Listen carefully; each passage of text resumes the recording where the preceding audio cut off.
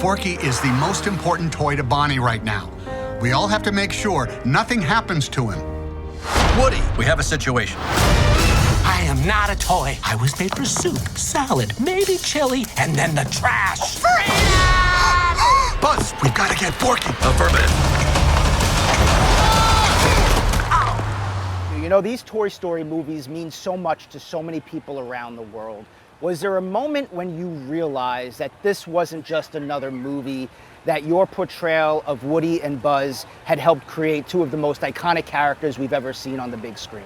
It goes back a long way when you realize that a child who cannot quite yet read yet has seen the movie and understands that something special about it and is walking around with a Buzz that they do not let out of their grasp, or a Woody that they sleep with every night.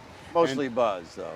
Come on, I outsell you quite a bit. You know what? I gave you first roll on that thing, and now you're going to come up and I got to stick it to you a little bit. Come on. It was right at the very beginning. I would say at the premiere of the first movie, we thought, was this going to work? Is anybody going to care? Is it just going to be a thing? And it ended up being something on a much higher existential plane that I was planning. That's right. When you see kids that won't let go of their Woody doll, but or Halloween costumes. When I saw all the Halloween costumes, and they were just now, I was waving to a toddler in a Buzz Lightyear outfit. For me, it was Mickey Mouse. I mean, that was when I grew up. That was everywhere, and from pencil racers to lunch boxes, and to become in that world, it's a little humbling, to be totally honest with you.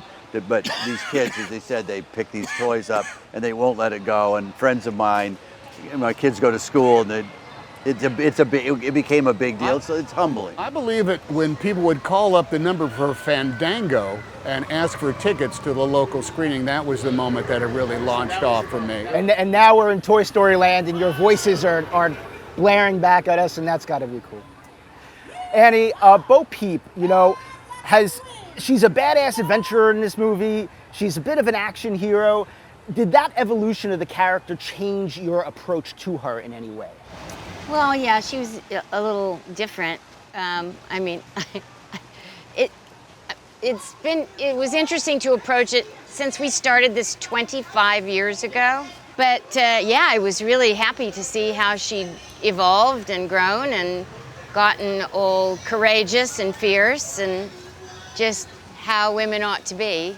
And when they asked you to come back and play such a significant role in this film, was that exciting? Did you jump at the opportunity? You know, I really, when I began again, I didn't know the size of it because I never saw the script. So it was kind of like week by week, it's like, oh, that's nice. Wow, that's fun. So it was kind of revealed to me slowly, but I'm thrilled with the result. Well, it's great, and she's amazing in the film too. Tony, are you ready for the Forky fandom? Yeah. Because, like, my kids, the character they care most about is Forky, and it's a spork, and it's crazy to believe. But, you know, Forky is a character made from trash. So what's your approach to it? Did anything or anyone inspire your performance of Forky? I mean, it helped that I was very new to the universe. You know, I had the same kind of overwhelmedness of it. I'm as overwhelmed as Forky is. I'm even here. And I love that he's always asking questions. You know, he sees everything new. I love when the toys all drop down when humans walk in. He's like, what's going on?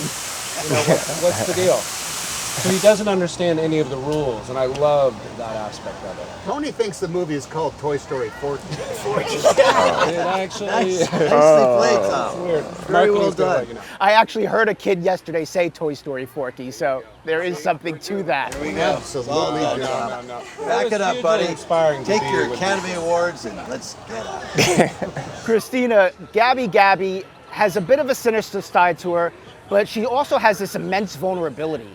Was it tricky to toe that line? That's just who I am. I mean, it's like people are normally a little frightened. No,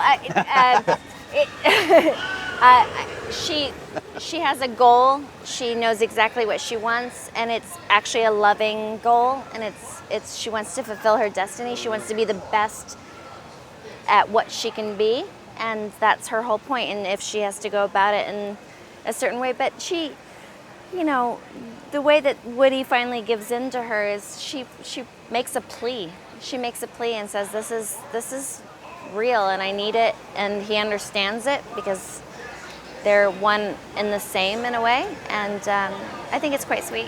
What about the creepy puppets that are your henchmen? Love those guys. Oh. Love those guys. Yeah, gotta have those Kind of guys. creepy. Keanu, did you ever have a creepy toy when you were growing up that you didn't play with because it would creep you out too much? No. but I did have the scary ventriloquist doll kind of thing. I have where- one too. Yeah. What was? Well, the fear of, like the ventriloquist, the doll. The fear of it, I actually have Yeah, the one. fear Was it of sitting in your room, or did you keep it in a closet or something like that? 'Cause Yeah. That face, that grin looking down at you as you're trying to All the sleep, I couldn't time. do Guys, that. I actually have one. It's been my dream my whole life, and I have one. And when I went to go, when they showed me Gabby Gabby, and they were like, and this is, I was like, but I actually go to antique stores, and I have one of those dolls. And I was like, someone Okay, did this has some gotten weird real creepy research all on of it. a Yeah, it was like, I related. Keanu, Duke Caboom, a big scene stealer in this film, Canada's greatest stuntman. Would Duke Caboom be a figure that you would have had growing up? Like, what were the toys that you had, young Keanu had growing up in his room? Yeah. Why not? Yeah, I mean, I had Hot Wheel cars, I had the track, I had the race cars, I had the train thing. Yeah, so a Duke Caboom toy would have been a lot of fun. And did you played a lot of kind of action heroes? How is Duke Caboom different from other action heroes that you've played? The body count's not as big. No, Not yet. Not yet. I'm not going to ask the John Wick versus Duke. Nobody shows up in John Wick 4. oh no. Kaboom's full of love, and he's a showman, and he wants to entertain people, and he wants to take risks for people. He wants to entertain.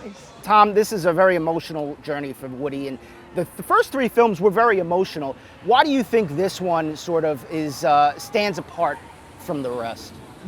What mainly is because Woody finds love, and it's a committed love, and it's quite stated. There's nothing. It's time for Bo and Woody to cross that river and enjoy life on the other side of it. They're toys. And that, well, but see, at the end of Toy Story 3, this thing happened where they're all about to meet their fiery doom, and what do? They reach out for each other, which was like this existential moment of zeitgeist that kind of like broke me when I saw the end of the movie. So to get into 4 and to see that they are still that bond never ever goes away, and it will not go away, despite the fact that there now is a union of I'm not going to say Mrs. Peep the cowboy, but I don't know what Woody's last name is. But now that that's going to be, I'm not saying it happens. I'm just saying that there's a commitment that's made.